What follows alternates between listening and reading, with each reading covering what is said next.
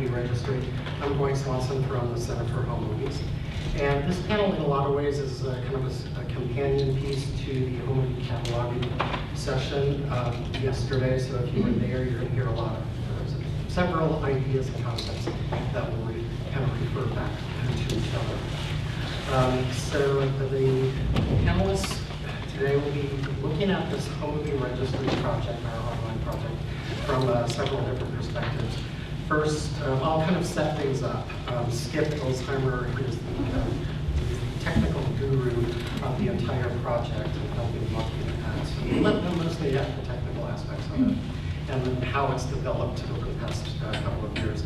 And then Pamela Vatican, she is stepping in at the last minute. We heard from Rick Collinger 2 days ago that he was not going to be at the conference, so we wrangled Pamela Vatican to join us, and so she will be talking about the work that she has done at her job at the California Audiovisual Preservation Project and getting stuff online. And they will soon be a partner organization with the registry.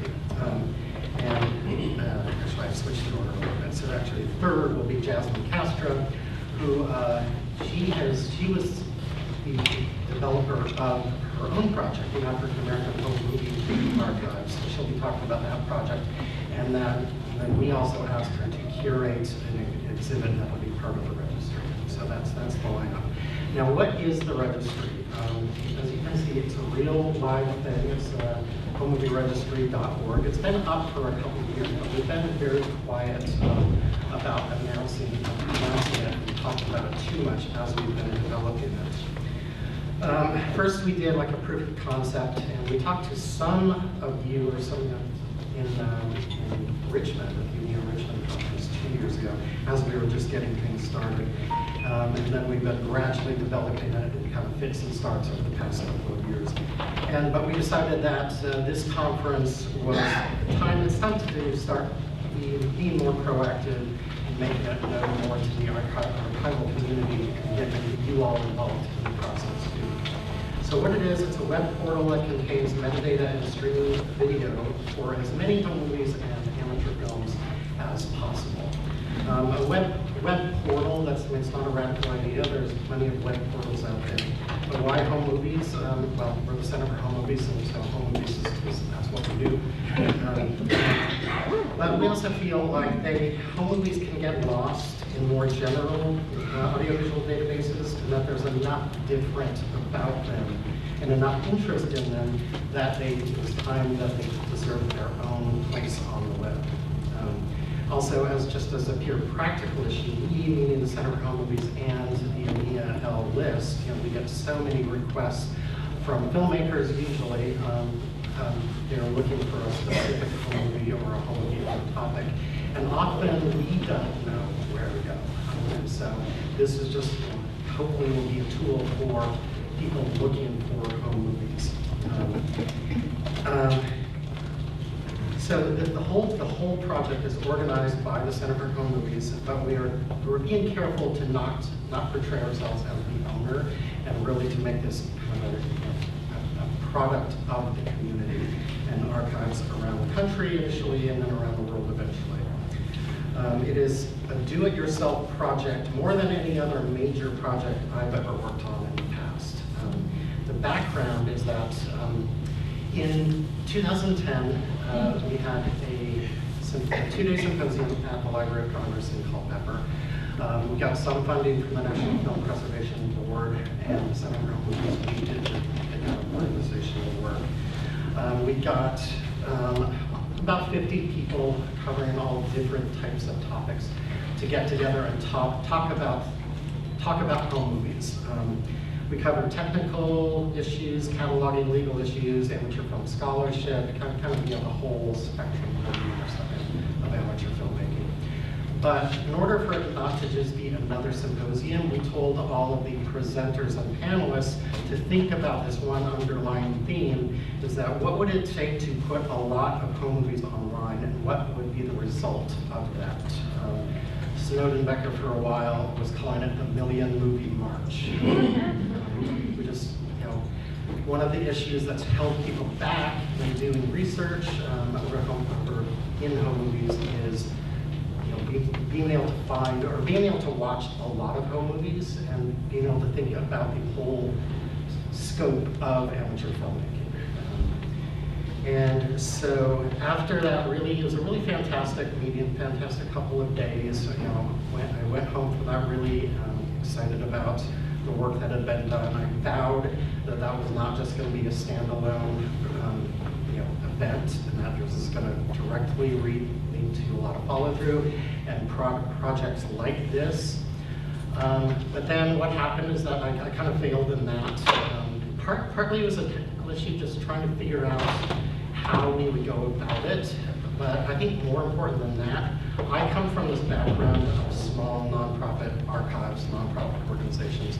And so my mindset was, okay, to do a big project like this, you need to get grant money, you need to get planning grants, and then you develop a prototype, and then you go for more grants, and just this whole process that nonprofits do. And that one just kind of didn't follow through, and everything kind of fell by the wayside, and I felt bad about it for many years. And then in 2012, Skip Elsheimer was invited to be on the Center for Home Movies board.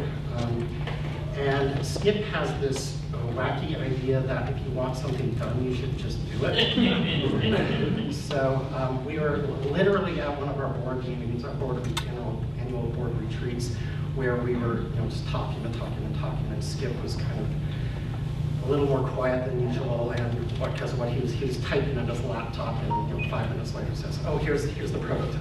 that's kind of how he's led this whole process throughout. Just kind of going, just trying things out, and just making a shot at it. Also, one thing I have to say about Skip is that his range of skills is pretty spectacular. He is one of those guys that knows a lot about a lot of things and makes me feel really stupid most of the time. So he is really, so much of this is his work. But as with all of the Center for Home Movies projects, this is being done like on evenings and weekends by volunteer board members. We have no budget for this, literally, and no paid staff. This has a lot of downsides to it, obviously, but on the plus side, this lack of bureaucracy or fiscal accountability has given us the luxury to work at our own pace and make mistakes without having painful consequences to anyone besides ourselves. So the scope of the registry initially, as we kind of got things started, was we decided we would only use existing published online records from archives.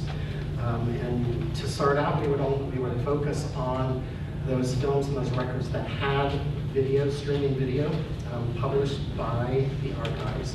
We would not post video files. There would be no home movies from the public to start. So there are some limitations, but we felt like that was a good starting place. We felt very strongly that the only way that this is going to work was that if we didn't add to the archivist's already overburdened work schedules and workloads. So we would literally not require anything of them other than their permission for us to publish their records and maybe send us their logos. But we knew that if we were going to be asking too much of people, we were going to get fewer and fewer responses and less and less available. That complicates things for us because the contributing archives are using a wide range of metadata schemas and structures and digital systems and how they display the videos. But we figured, that's our job, that's our burden. We'll figure it out. You let us have this stuff, we'll figure out what we can do with it. The partners, we decided we would just kind of go slowly, one at a time. First talking to the people that we've worked with over the years, that we're friends, that we know their collections, we know that they have stuff out there. So we started with our own collection, which is relatively small. We don't really have that much. And all of our stuff is hosted on Internet Archive. And we also are the curators of the the home movie sub-collection on the Internet Archive. Rick Gremlinger was next in line because he has, over the years, of the past, I don't know, 5 years, 10 years, has developed probably the biggest and most public home movie collection that there is. And also on the Internet Archive are the California Audiovisual Preservation Project partners, including, we started with the Center for Asian American Media, their Members to Life project. Then outside of the Internet Archive, we have the Texas Archive of the Moving Image, the United States Holocaust Memorial Museum, Chicago Film Archives, Yale's Beinecke Library, and then most recently, like I mentioned, the Northeast Historic Film. So as of this morning, we have 3,122 records available on the site. What that means is that even now, even in the relatively early stages, if you do surveys, you come up with a pretty impressive results. We are doing everything we can to avoid mistakes of the previous portal projects. We really want to keep this thing going as long as we possibly can. And we feel very strongly that the archives need to feel that they are benefiting from the project through the exposure, the additional exposure of having their records available. And by sending the users from the registry back to their site as quickly as possible after they've done the discovery project. So Skip in his presentation will talk a lot about acquiring the metadata and embedding the videos, kind of the technical stuff. I want to kind of go back to some stuff that Andy Garrett talked about yesterday about the individual records. When we were first starting to figure out how the records should look and what they should say, Andy, he went back to the cataloging discussions from the 2010 summit and took their recommendations, then looked at the records of the initial partners to see what fields and what type of metadata they were including on their online records. And then he created this crosswalk.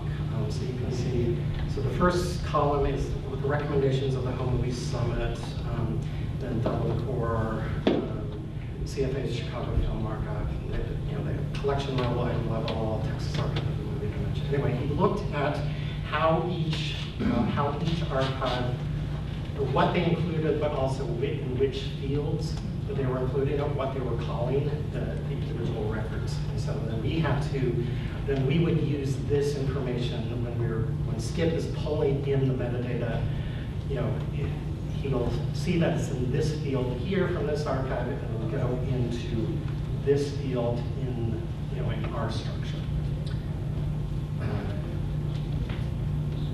So we created a template that included most of their cataloging fields, or as many as we possibly could. We wanted to include as much information displayed as we can, but also send, as I said, send users back to the original records from the participants' original sites. Two things that we have, actually let me do a very quick look at what's on the registry.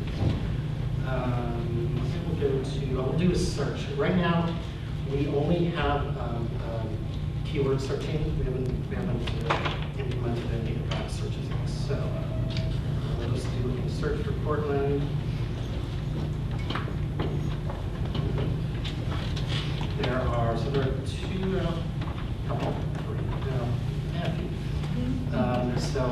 we'll take a look at these sources. The first one is from Chicago Film Archive. And so there's the video embedded from their site. So when you play the video, you're actually playing it from their site.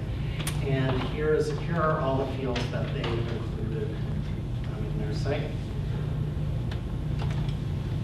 So we're basically relying on the cataloging that's already been done. Here's another one. This is from the Preminger Archives, which in most cases, Preminger cataloging is not so in-depth. This one is especially good descriptive because it's going through scene level cataloging.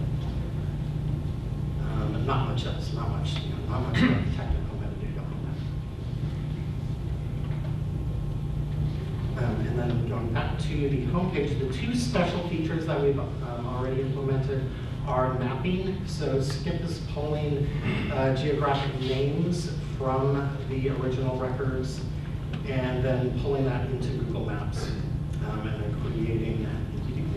So if you're looking at the individual records, it would show a map location. You can also look at this big map, which will show you everything.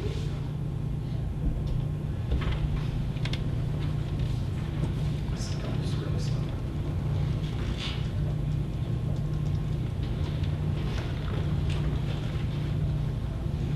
Eventually.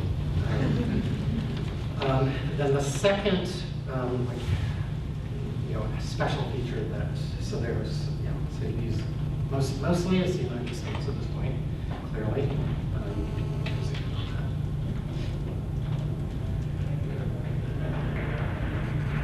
Then the second feature is curated exhibits. We would be asking specialists in the field and home movie scholars and various people to go through the registries and create exhibits. Jasmine will be talking about an exhibit that she has done by our request. So the point of this panel is that this is a process, not a finished product by any means, and we are well aware of the challenges, and Skip will be talking about some of the limitations that we are determined to tackle. We are proceeding cautiously with increasing confidence as we add more partners and more records. And so the next steps are, we have a plan. What?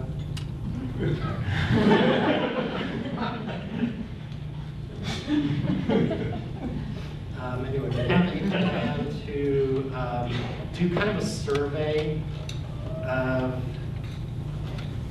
what's out there beyond what we know, and just really going deep into museums, archives, and libraries around the country. Then eventually we're going to need funding. We can't keep on doing this for free forever. So we need to start getting serious about how to start paying for this. But then finally, most importantly here today, we need to add partners. So this means both your records, if you're in an archive that has home movies, we want to talk to you about working with you to get your stuff into the registry. But we also need your input. We need recommendations. We need help with where are the funding sources. Are there designers we can work with? Are there programs we can work with? So anyway, that's why we're here today, is to show this off, but also ask you to come to us and get involved in the process. So now Skip will go first or next. Skip is the founder and curator of the AV Geeks Educational Film Archive. He's from Raleigh. He has probably the biggest educational film collection in the known world. Does a lot of shows, but he also does a lot of digitization and film transfers of all types. He's got a real great setup down in his former house. He is also kind of he's like the king of Home Movie Day in North Carolina. Is unique in that in the North Carolina Home Movie Days, he will bring his telecine equipment and do transfers on the spot. Because of that, in part, he was the star of the recent CBS Sunday Morning piece that was done on Home Movies and on Home Movie Day. And finally, unrelated to that, but dear to our hearts, he is one of the founders of the Bastard Film Encounter.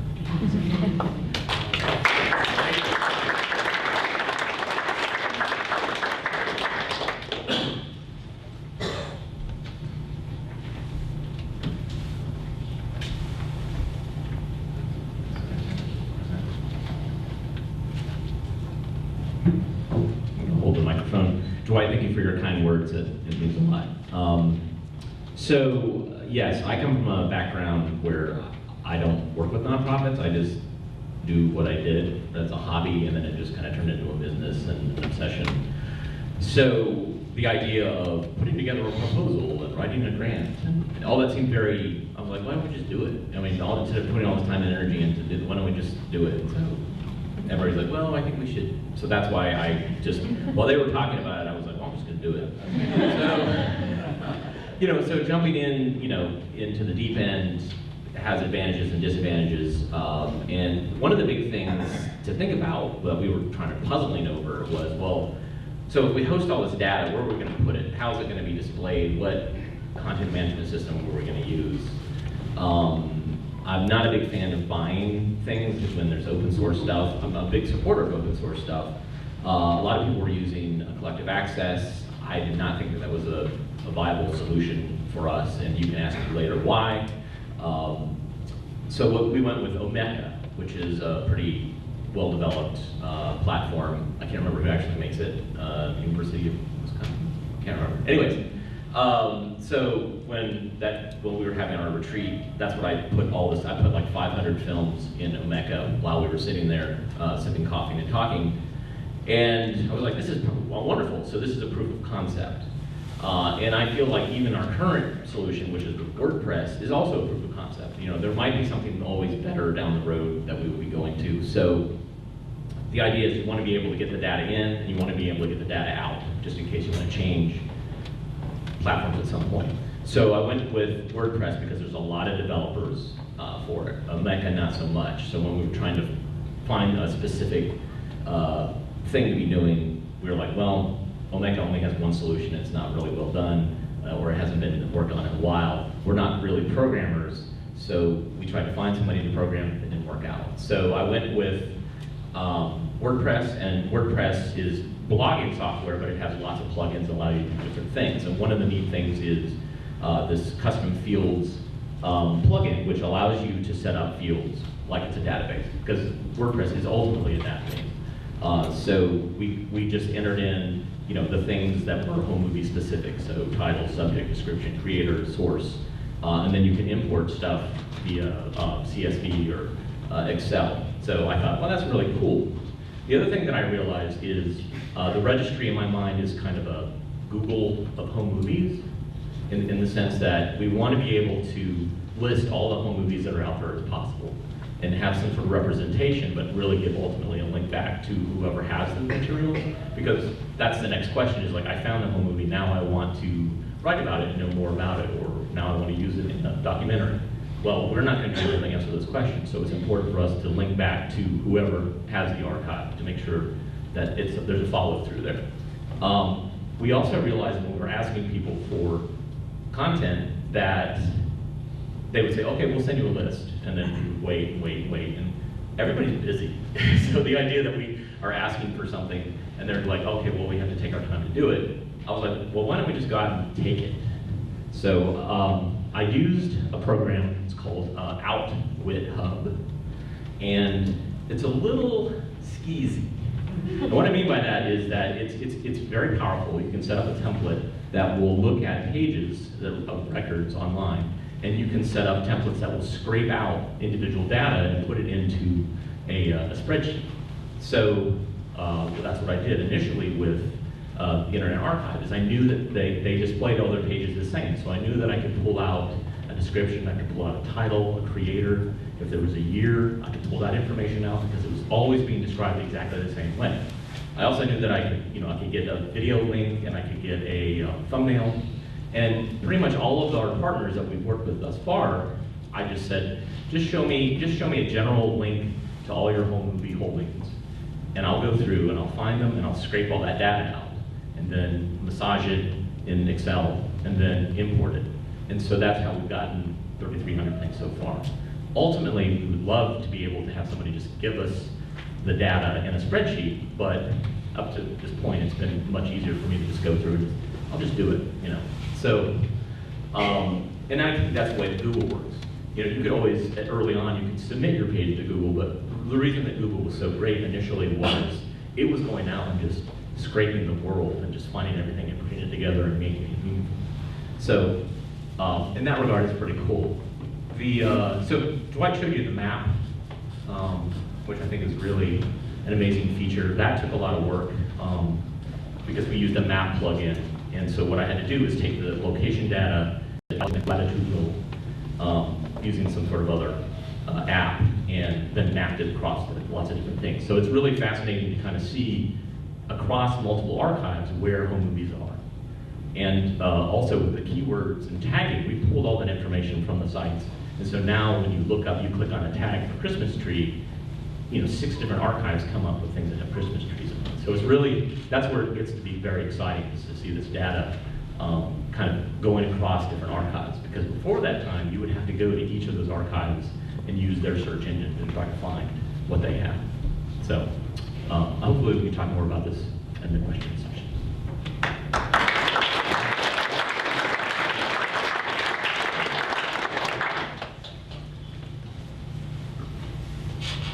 Yes,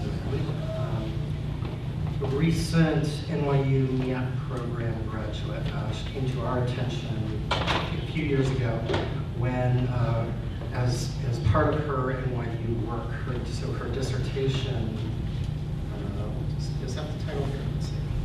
Unearthing African American History and Culture Through Home Movies. That took an in-depth look at the historical and cultural significance of African American home movies. And then as part of kind of an outgrowth of that, she developed the African American Home Movie Archive, which is an online registry of African American home movie collections in the United States. So she presented on that at was that 2 years ago? Or less? Less. So she is, it's been one of the more exciting home movie research and archival projects in the past couple of years, so we knew that we needed to get her on our side.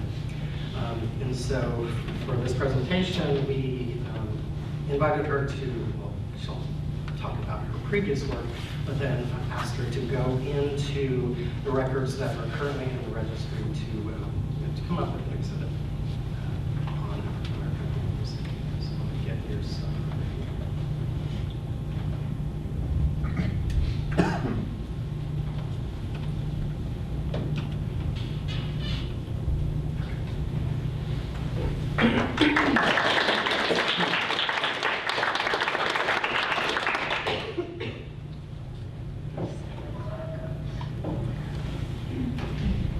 Good afternoon, everybody. So I'll be presenting a brief history of the African American community's involvement in home movie production, and then discuss my small role in the Center for Home Movies, Home Movie Registry. So, just a brief history. In 1923, Kodak introduced a 16mm safety film gauge and the Cine Kodak camera in an attempt to expand the amateur and family film markets.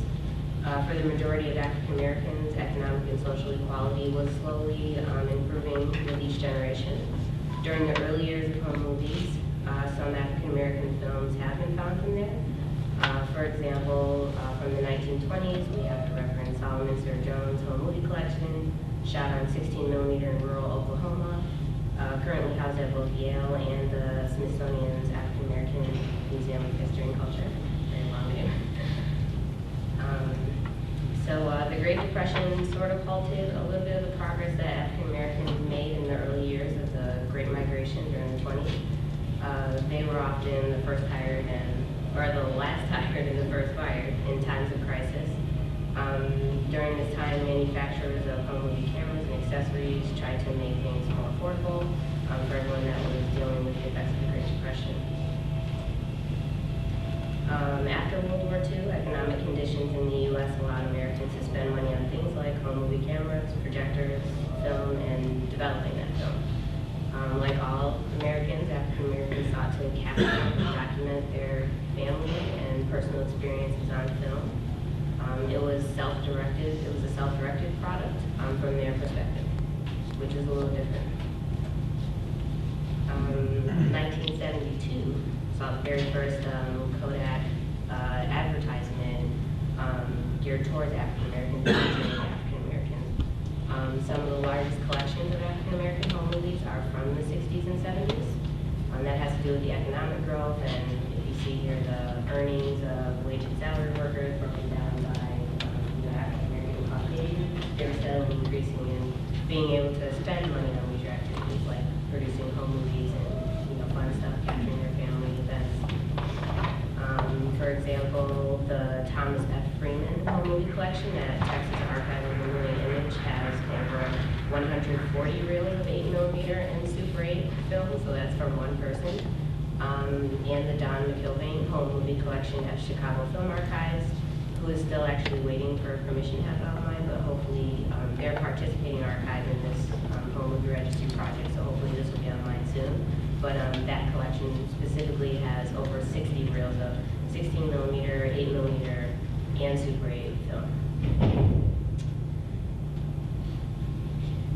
So when I was contacted by Dwight to participate in this presentation on the new Home Movie Registry, I was very excited. The work they're doing, I think, is so important. And, a lot of the things that I read about on their website, and they used to have a different kind of Home Movie Registry before they revamped it all. It kind of, mostly inspired me to do my thesis project and, produce the website in the end. I think that the registry will be utilized and appreciated by a wide range of audiences, even if it's just, surfing the web late at night, if you're just curious about these types of materials, or you're like a serious scholarly researcher, I think it's going to be very helpful. So for this, I went ahead and created the online exhibit here. So yeah, this is the main exhibit page. Actually, just go to the main page and navigate from there. Okay, so this is the main Home Movie Registry page, and then there's an exhibit section. Or red box, sorry. So here it just discusses lays out the two different exhibits that they have right now.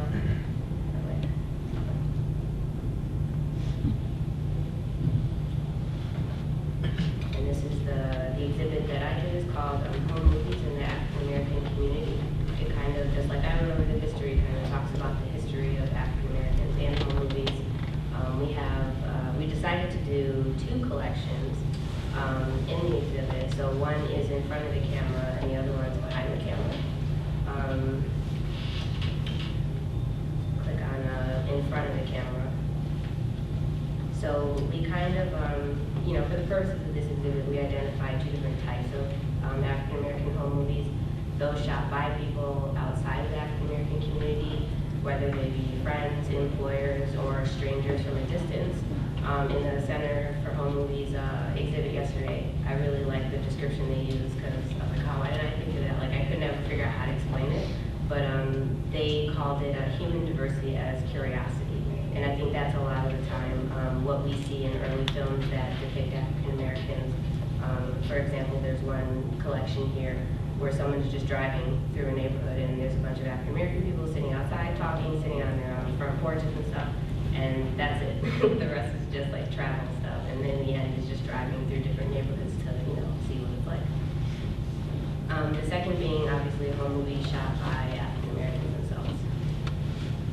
So here, for in front of the camera, we highlighted the Robert H. Fry collection, the Easterwood family films, I'm not actually sure how to pronounce her first name, but I'm going to say the Weta Whitaker Dean collection, the Marcellus Hartman collection, the Horace D. Brown collection, the Ross S. Sterling collection, and the Richard Avena and Linda Wilson collection. One of my favorites is actually this one because as an early film, it's from the 1920s, and it's a family and they have a mansion and they have staff, and most of their staff is African American. So I think like the early years, it's important to see, even though they haven't actually shot the film themselves, I think it's important to see every aspect of someone's life, and whether this doesn't describe them all together, they're at work and smiling and having fun.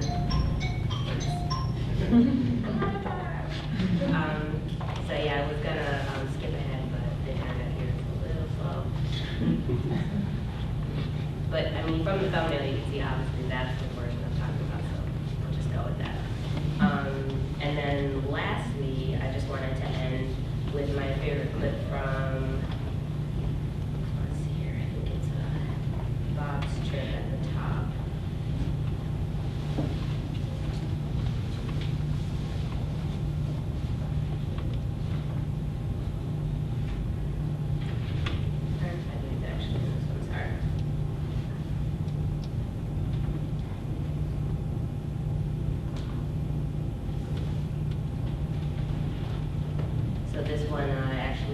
shows some, two African American men in the Army, and they just randomly walk up to each other and they start, here it is, they start doing a special handshake, which, again, going back to things being like culturally significant, I've only personally seen this stuff in movies, so I thought it was pretty cool. So I was like, wow, this is an intricate handshake. So I'll just end on this one. Sorry for the internet.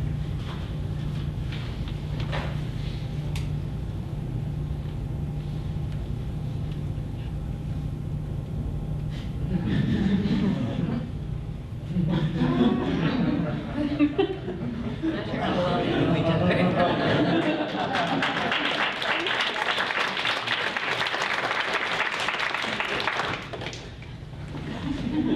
You got a gift of that, please?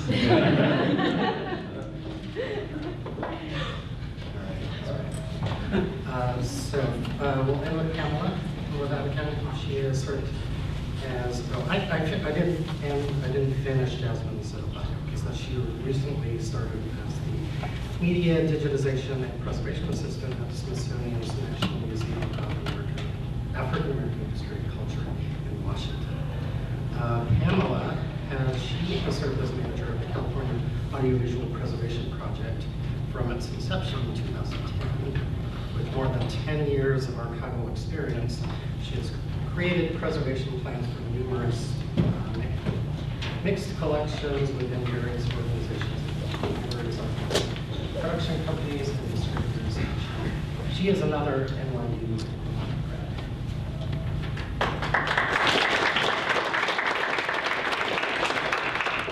Sorry, not really good. Thought I'm wearing a wig or something. He's here in spirit, I guess.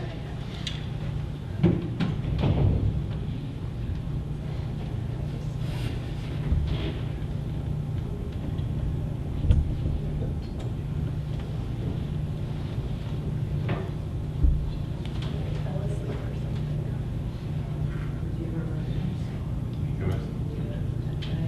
Is there a room half gang?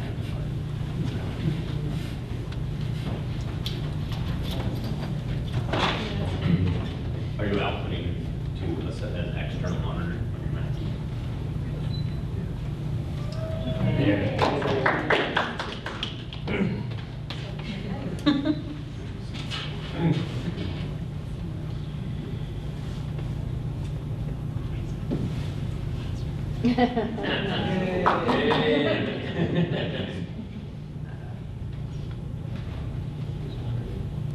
Oh, there's no sign.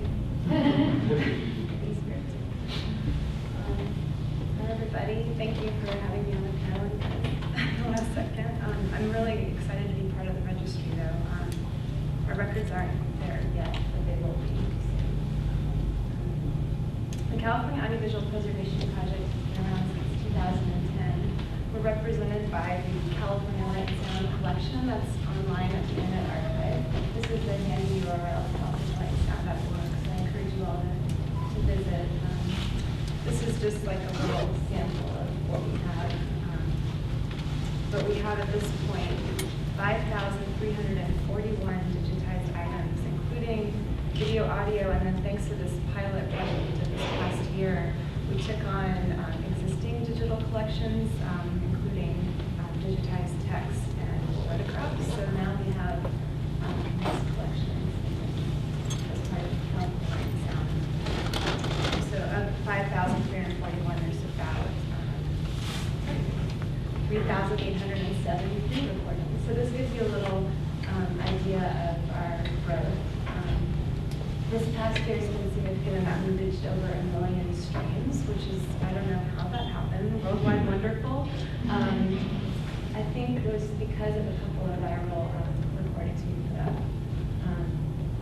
And we have about 87 partners across the state representing 3,873 recordings. We are in the middle of rounds right now. I just did the count. We just got a bunch of new nominations in, and that bumped up our number of partners to 99. So we have a dozen new partners this winter, and we'll be digitizing their stuff in January. So I'm thinking 2016 we're going to hit 100 partners, which is really exciting.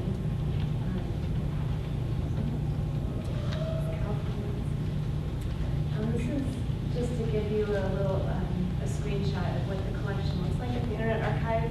The Internet Archive has a new interface, which is really nice. You can easily search in this little search box, collections. So within our California Sound Collection, we searched Home Movie, which is actually this kind of peculiar. There's an audio recording that fix that. But there's around 300 that we've contributed to the registry. And then if you click on the About tab and you scroll down, I did want to point out that all of our project documentation is linked from calpreservation.org. So that includes like all of our guidelines, selection criteria, all kind of nitty-gritty reports and all that kind of stuff. We want more information. And then of course, please, be our friend on Facebook and Twitter. That's another way of getting in touch.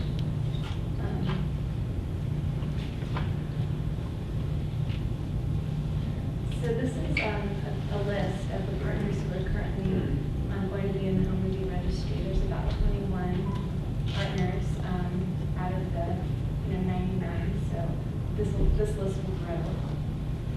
But I think it gives you a sense of the variety of partners. I mean, we have university archives, we have historical societies, local history rooms. We have some local producers. The sisters are actually their partner. So it's just a nice range. And part of our workflow is relying on the partner to give us metadata. So these are just our required fields. So at the very, very minimum, we'll have this information about the recording. The last question, why is this recording significant to California or local history, is for our reviewers to determine if it's worth, preserving recording or not. So it's all about preserving our state heritage. But it's, it's very broad criterion. And you can always use unknown as a placeholder. So we try to make it easy for people to participate. And also, I just wanted to give some examples of the kind of metadata you can find on Home Movie material. This is all from California Light and Sound. So why collect home movies? Why do we care about home movies? Since the very, very beginning, we've always had home movies. And we love them because part of the first criteria is that it has to be locally or statewide, historically significant to the state or local or regional place. So movies easily fall within that category. We also favor primary source materials if that hasn't been published commercially, just to avoid copyright issues. But home movies are easily primary source material. And a big part of the California Preservation Program's mission is to help small, institutions out there who have these collections that are in danger only because, they have limited resources, very limited staffs. They might be isolated by geographic distance. They might not have preservation information, funds are limited. So, we go out there through workshops mostly, but of course online too. We try to reach as many people as we can and help them with their collections. And many of these collections have home movies representing their communities. So it's been a really nice, it's been a win-win situation. And this is a wonderful home movie that I think would actually fall under the category of an amateur film rather than a home movie, because it was shot by an itinerant filmmaker in Ontario, but it's one of our most popular recordings, and I encourage you all to look at it. It's wonderful. And I love this example too because the Ontario Local History Room ended up publicizing the film and got the attention of the local commerce committee, and they ended up getting more funds to preserve additional recordings in their collection because it was such a hit. They wanted more material for their annual jubilee or something. So we do hope that by preserving and making this work accessible, it actually is sort of a catalyst for additional excitement. So these are just like some examples I pulled out from the 300 who are contributing to the registry of the kind of movies that what we're documenting in California Light Sound Collection. 1930s Little Tokyo, railroad films from the California State Railroad Museum. And then this is my shout out to Rick, Lost Landscapes, of course, represented by something like flowers, oranges, beaches, cedar, farms, like places that just don't exist anymore. And then we also have some pretty historically significant home movies in our collection too. Wonderful footage of the Golden Gate Bridge opening, the building of the Bay Bridge, the Golden Gate Exposition. We actually have 2 home movies from different partners of the Golden Gate Exposition. The People's Temple films, which are actually not in California, they're in Guyana, but of course because of the connection of Jim Jones from San Francisco to Guyana, those are incredible documents, and a lot of them are most of them are Super 8 sound, so they're pretty interesting. We have footage of Manzanar internment camp, not just people interned, but also people running the camp.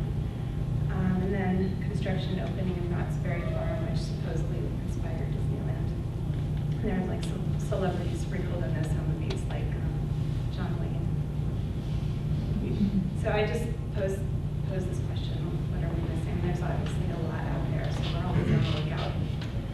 And the reason why we're happy to contribute our records to the Home Movie Registry is we're out on the Internet Archive. We share our metadata with WorldCat. Some samples with pop-up archives, some of the audio shared there. We're finally in talks with CDL because they have a new harvesting mechanism in place, actually inspired by DPLA. So they're able to take our metadata and put it out on Calisphere and OAC. And eventually we're hoping that's going to be an on-ramp to DPLA. So 2016 is my goal to get our metadata out there. And in addition, the Home Movie Registry just happened to this past month. So it's been great having our records in another place. More platforms, the best, the better. So we're hoping that, to reach more communities, and I'm excited to see the connections. I know we have stuff we could contribute to your database. So thank you.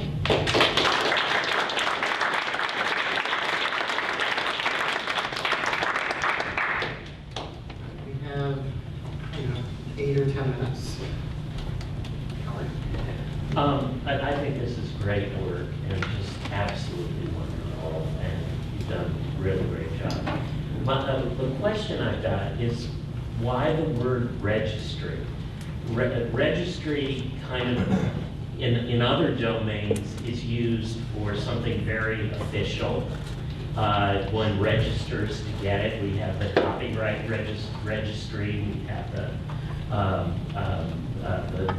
National Film Registry, things like that. Why not a word like portal or union catalog or I don't know what, but why registry?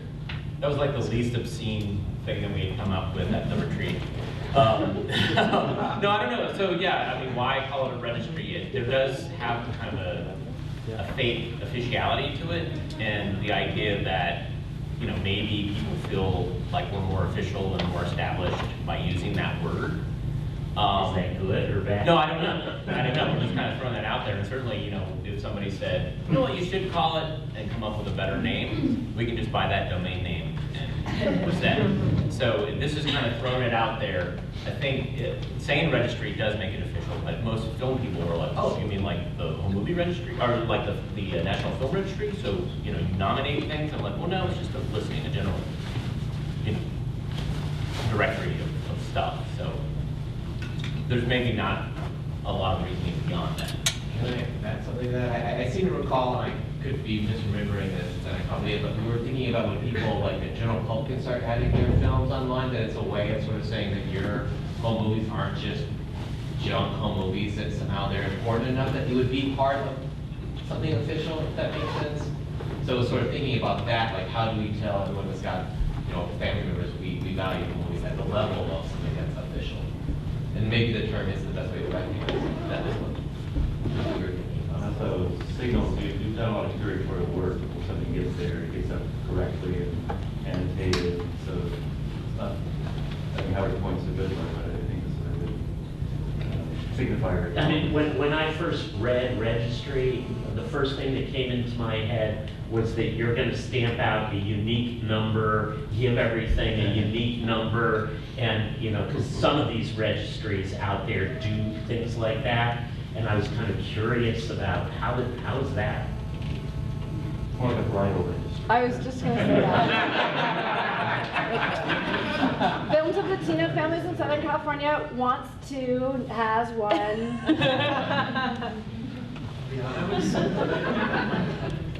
I was in favor, I was pushing for Home Movie Portal. Skip had to talk me into Home Movie Registry. And the thing that sold me was kind of the idea that Andy said, is that at the time we were thinking more about the public, how they could register their home movies as part of this. So the emphasis has changed away from the public. And ultimately, that's what we want to do, is we want to be able to have individuals or have collectors who don't have official presences of their collections to be able to list their films with us. And not every film has to have an online you know, it doesn't have to be streaming. It's nice to have streaming, but they could just list what they have. And then that helps researchers, and then eventually it could be something that, you know, you listed this film, I'd love to see it. Oh, okay, well, let's find some money. So we kind of get things listed on there. Do you have a plan for what you're going to do when, you know, because you're linking based on what the archives have for their videos? Do you have plans for what you're going to do when those links are constantly changing? Are you testing your links constantly to see if they work? We have been, but it's all been manual. Okay. And so that's one of the questions, is the sustainability of what we're doing. And like when things keep changing, we're hoping to start building these relationships, so when people say, oh, we've added more stuff or we've changed things, you know, to go and to be able to update them, but we haven't found a way to do it without monkeying around individually with them.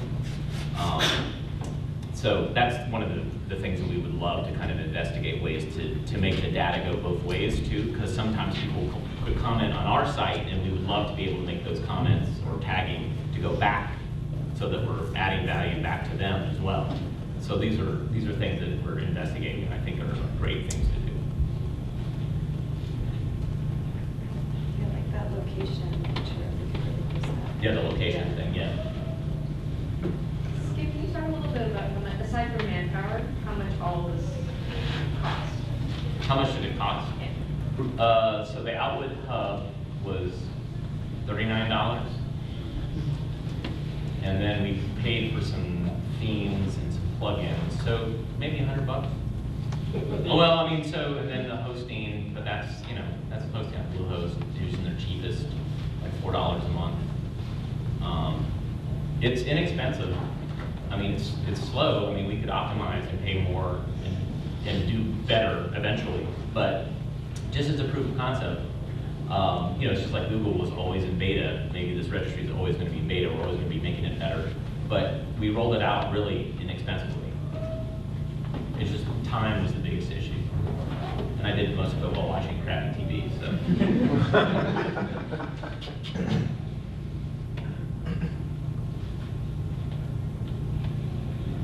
Was there somebody over there that had a question? Somebody raise their hand. Can I ask another?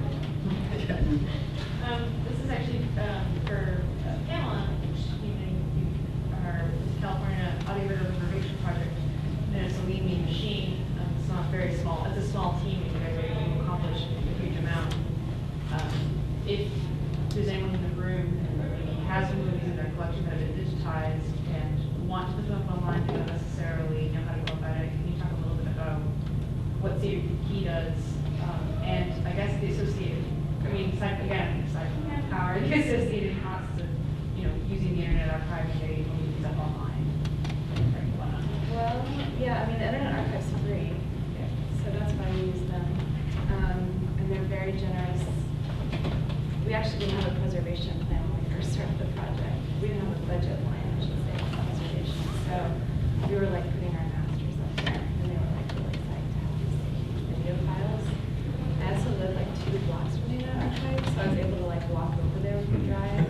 But I mean, many of our partners, they don't have like the legwork, or people to do that. So that's like part of our service. And when we meet in that, we are very standardized. And so people have options, but we tend to like keep things very minimal. So we have a certain file standard that we create, and certain metadata schema, and we always upload it in the Internet Archive. That's an absolute requirement to participate online access.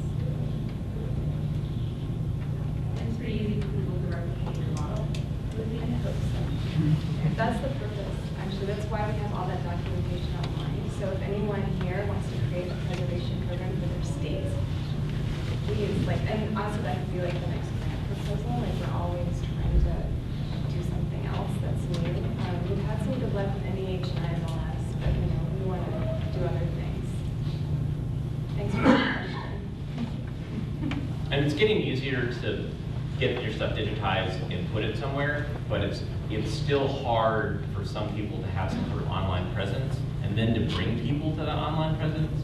And so I was hoping that the registry is a kind of a place you can go. If you're looking for amateur film anywhere in the world, this is a good place to start. And it allows you to look, and if you find something like that's pretty close, well, I see it's held by this archive, so I'm going to go to that archive and start a dialogue with them. And so it's kind of bringing, and it's also grouping all these films together, so it's giving this context amongst all these other home movies. So there's a lot of big stuff that comes out of that. Yeah, I would the word preservation is being used. I just want to make it clear. I don't think the films are actually being preserved film to film. And that could cause confusion. Yeah. So it is 3 o'clock, so thanks again for coming. It was serious.